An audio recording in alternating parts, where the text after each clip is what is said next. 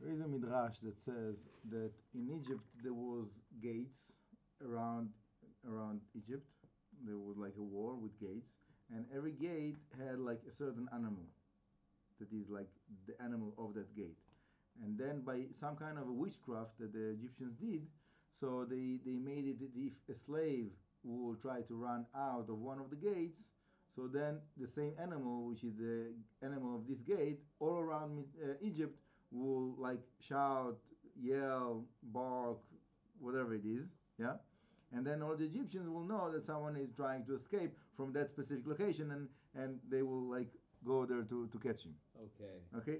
Wow. So that's the background of of like what happened there. That's And an then alarm system. and that was like their alarm system, yeah, witchcraft alarm system. So, and then Am Israel, they left Egypt through the gate that was like the gate of the dog. So it was supposed to be that all the dogs all around Egypt will bark then, and then obviously the Egyptians will know that someone is running out of this gate, and then they will catch them.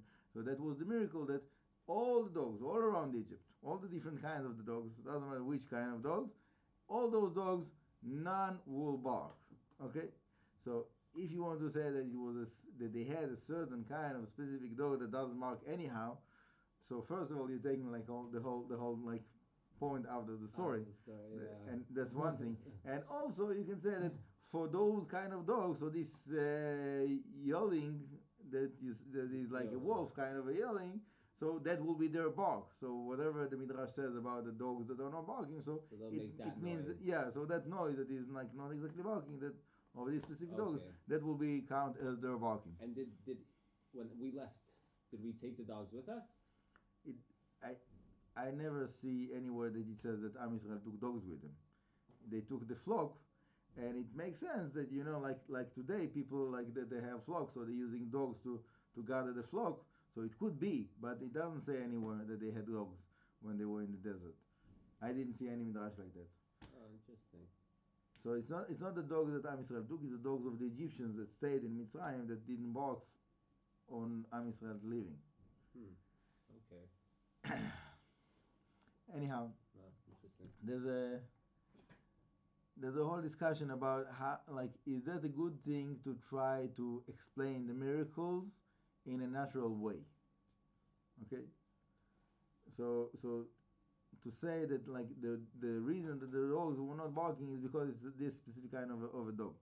So it is similar to what I heard some people saying, that like the whole like opening of the sea, like there is a phenomenon like that once every certain there's a certain way that the sea like becomes to move to the side.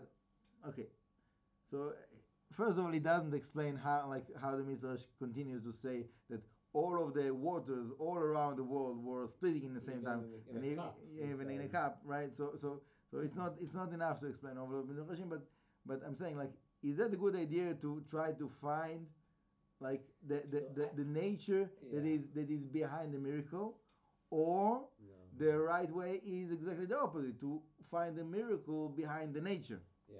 So Okay. I didn't take it. I didn't think of it as like that's the reason why. But I felt like my dog doesn't. She can make noise, but she doesn't bark like a guard dog. You know what I mean? Okay, but that's what I. I felt like it was an yeah, additional I understand, thing, but I understand but what but you're I'm saying saying. that Yeah. like that's a side point. But I'm saying, like, generally, it's a question. There is rabbis that they are trying, for example, yeah, um, whatever, to fit the science and the Torah together, yeah, to say that like the age of the universe is like the science says, and how come the Torah says that it was all done in 6 days? Because every day is calculated to such and such years, whatever, like million billion years, and then it makes sense. So the 5 days is the five first billion years, whatever, something like that. Yeah, there is rabbis that's what they say. So I'm asking, is that like, first of all, obviously no one have proofs. Like anyone can say whatever he wants. Yes. No, like I was learning by a rabbi that he used to say, like when you have a check and you have to make a decision. Are you signing the check or you're not signing the check?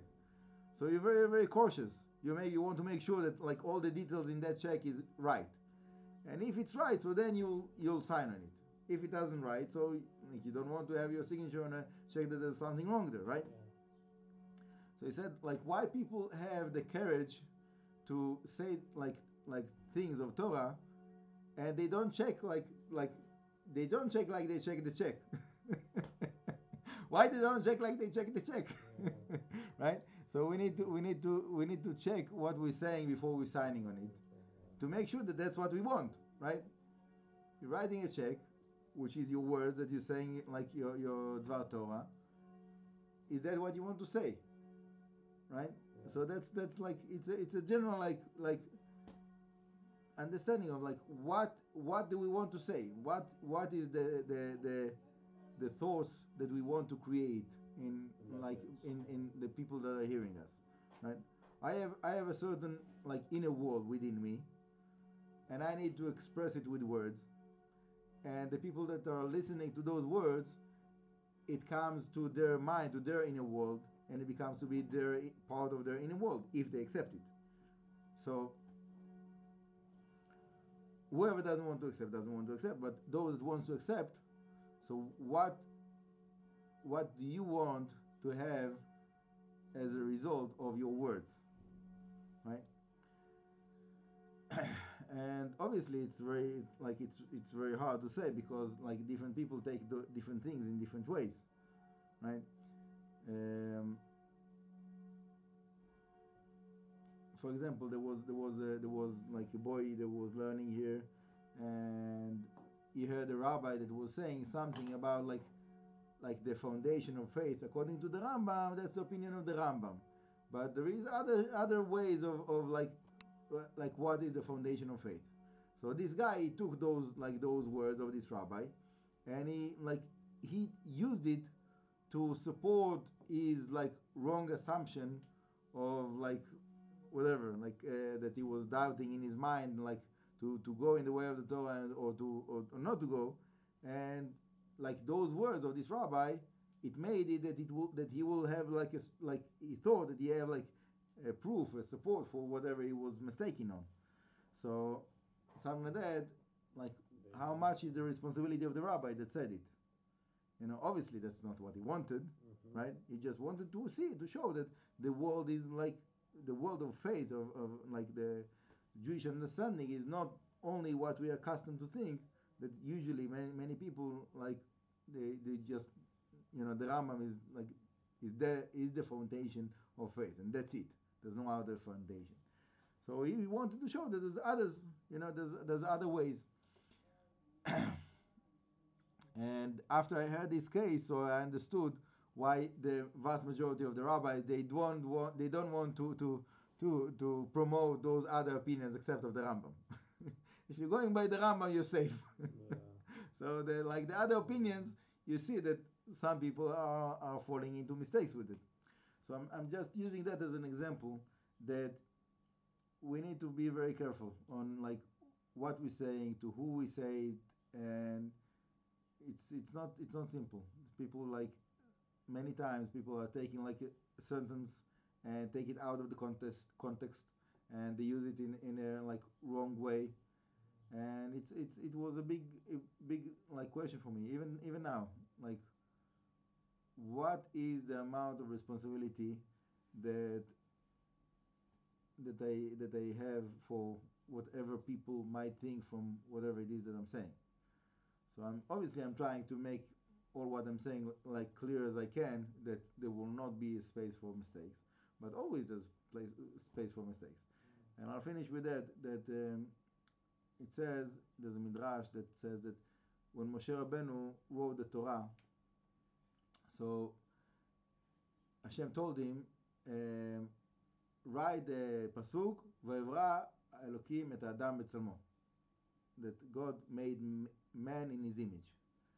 And Moshe Rabbeinu said, Hashem, people will like won't understand it. They will make mistakes with it. So the Midrash says, Hashem told him, Ktov ben Amram, Ktov, write, Moshe Rabbeinu, write. tzadikim elchu bam, the righteous people will go in the path, uposhim yikashlu bam. The wicked people will fall in the path. So the path is a path. The path of the Torah is a part of the Torah.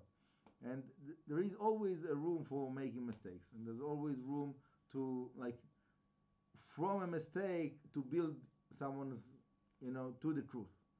Many people, they started with other religions, and they got to the Torah. They got to the truth of the Torah from the mistakes that they had. So that also happens. But again, that's the other extreme. That there's I'm saying, like, to be balanced, we have to consider, like, what could be, and to see, like, to try to see what can be results on people's mind of certain statements, and to be careful about it. And Hashem will help us that no harm will come from whatever it is that we say. B'ezrat Hashem. Baruch Adonai Le'olam. Amen.